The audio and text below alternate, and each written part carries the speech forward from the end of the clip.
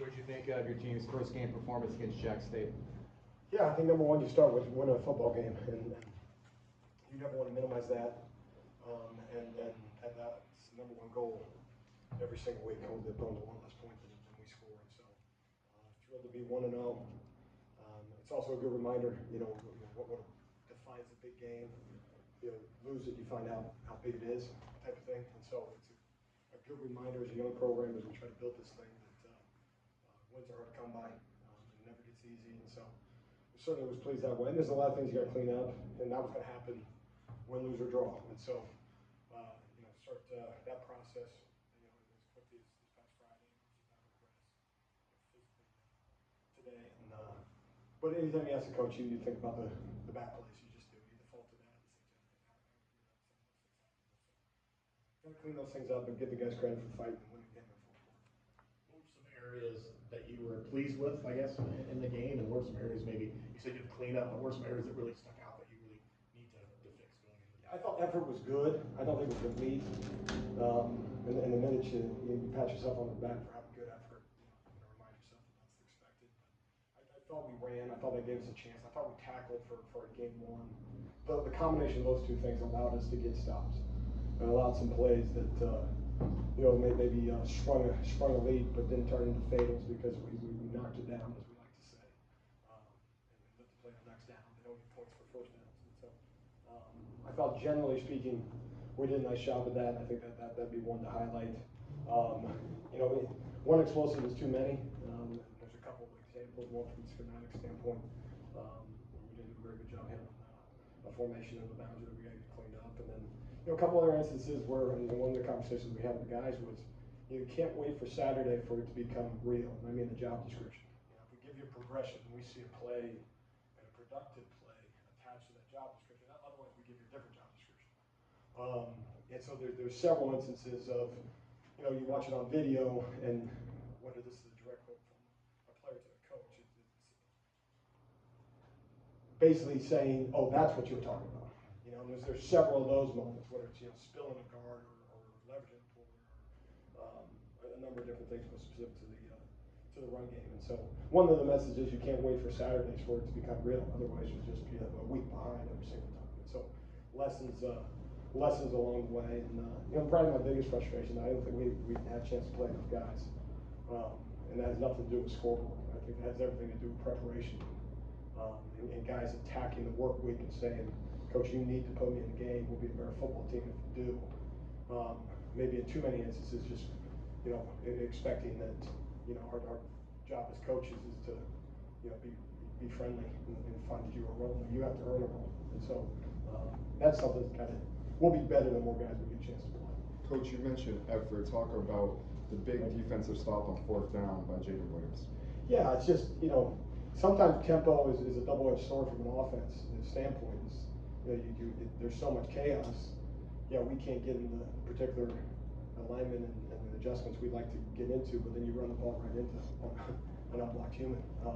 But you still have to make the play. So that's one of those guys. One of the things we talk about is empty hands of the quarterback. Once you see empty hands of the quarterback, you put your foot in the ground. It takes 11 guys to stop the run. That's the extreme of the extreme. But I think it also speaks to Jay Will and just his. It's building over time. He's only been with us obviously since fall camp. He wasn't with us in the spring, but you just kind of look into we kind of like having him in the game. We kind of expect him to do something. And that was, to put it mildly, a pretty big play. How do you evaluate the play of your defensive line and the pressure you got on Jack State's quarterback? Yeah, not much in the way of drop back game, and so sometimes the first thing you look at is sacks, and we want more. So we got to find a way to be more disruptive in the backfield, and we expect to sack the quarterback more. Now, again, on the same note, they get a vote in terms of what those types of plays are. So it wasn't a big drop back game in terms of what they did. So maybe not as many opportunities as you can have on a typical Saturday. I saw there was a level of disruption. Again, I think from a production standpoint, we expect to have more. We expect to have more negative plays, more 0-yard gains, and I think that kind of speaks to seeing a play at the end of the progression that we get. I'm in the A gap, cool, but I want to make a play through the A gap. I'm in the C gap. All right, you're where you need to be. That's step one. can I go make a play this weekend? And that's not just the defensive front, obviously. But I think we can find more production from that group overall. I think they were solid, but I think their expectations for themselves, I think our expectations are a little bit higher.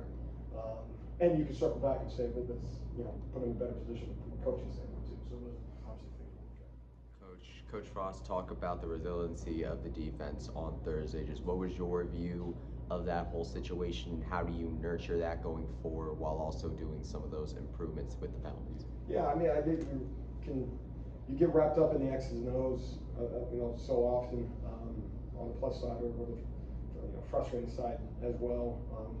I think maybe not every coach, but certainly for me and this coaching staff, we talk about effort so much, and we talk about resiliency. We talk about adversity not being a part of the game. We talk about adversity is the game. If you can't handle adversity, you can't be a football player. It's like if you can't strike out in baseball, like you got to find a different sport. If you can't handle giving up a hit as a pitcher, like you can't play the game. You're not allowed to do it. And so, and football's that way. Like if you can't handle the scoreboard not being exactly what you want it to be, then there's another life for you. And so, and that sounds dramatic, but it's the truth. And so that's just something we're trying again is because there's so much turnover in college football, you always you feel like you're a first year program all the time, because you're talking to new guys, but there's still just as a first year program constantly trying to implement that. And it's one thing to say, and it's another thing for the guys to go do it. And so that's one step in the right direction. It's one time checking the box. Okay, we found a way through certain levels of adversity and had a chance, 2-minute drive at the end of the half, blocked the field, 2-minute drive at the end of the game, had a chance to kind of take away to win the football game. So all those things you draw from, and obviously it's easier to draw from when you get a win than the other side. As the game wore on, Jack State did quite a number of different things. They shifted tempo on you. They checked as a backup quarterback and as a wide receiver. What do you think it says about your defense that they were able to adjust and adapt to so many situations for a first time out? Yeah, and I think credit goes to the guys, and that's a really good point. And I should have brought it up. Is we didn't get the free pass week one where the offense behaved and it just ran a small package and a couple of formations or leaned on the particular play or formation group or personnel grouping. We saw a lot of stuff.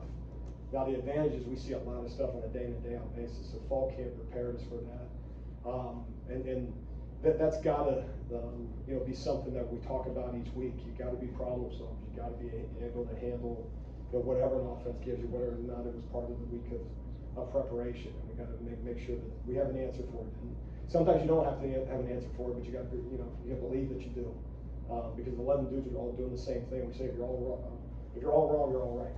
And so and that's kind of speaks to that a little bit. But I was pleased if you could. It's scary to say as a coach, because you just want to find a way to get a win. So it's hard to say we won adversity, right? You're talking about that, or we won a million different formations thrown at us, and you want 2-minute drives at the half. But if you could script it, and it says a W at the end of it, you want all of that. Specifically early on in the season, the non-conference slate. Always careful what you wish for, but I was pleased with that. I give the guys credit. There wasn't much panic in that way.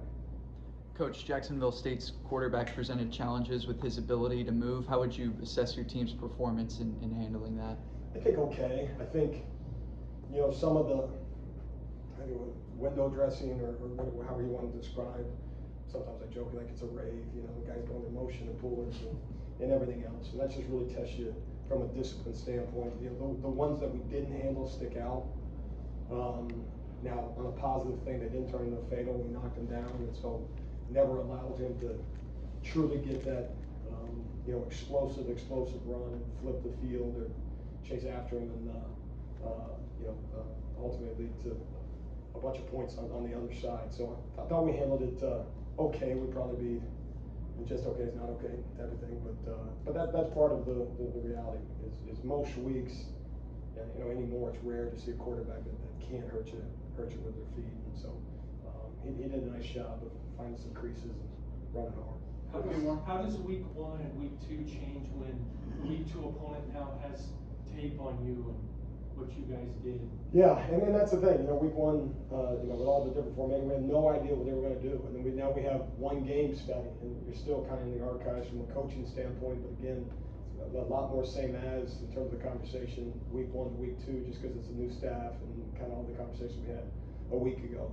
That they've obviously have a one game study on us, and they'll pair that with, the film that they watched, based on, our history of coaches and where we've been and all those things. And so you recognize that. And then very quickly, that's just the norm. They're going to have a pretty good study on you. You're going to have a pretty good study on them. And in the end, you got to run, you got to hit, you got to change the math when the math's not in your favor. And they call it a perfect play. And, play with effort and play physical.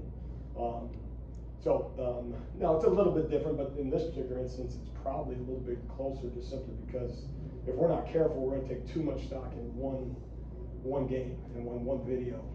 They can do a lot more than just what they showed last week. What do you look at a guy like Jaden Bellamy, his performance, able to come step up and make an interception? What did you like from him, and what have you seen from, I guess, with camp leading into this? Yeah, just plays very confident. That's one of those positions. Obviously, you want confidence at every level of your defense, but certainly a corner guy that just doesn't seem like the ball being in the air surprises him.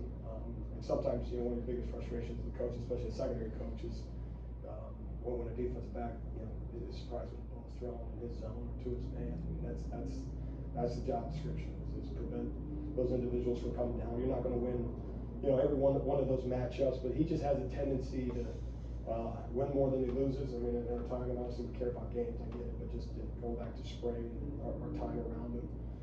And so, kind of expect him to continue to do that. And he needs to. He's going to continue to be challenged over the course of the year. And one of the things that you have to play in this day and age, you got to play some semblance of man coverage, matchup principles, and stuff like that. So, they're going to challenge you on the back end. And so, it was good to see him make a couple plays for us. One on a vertical shot on a height discrepancy to be fair, and then obviously coming down to play at the end.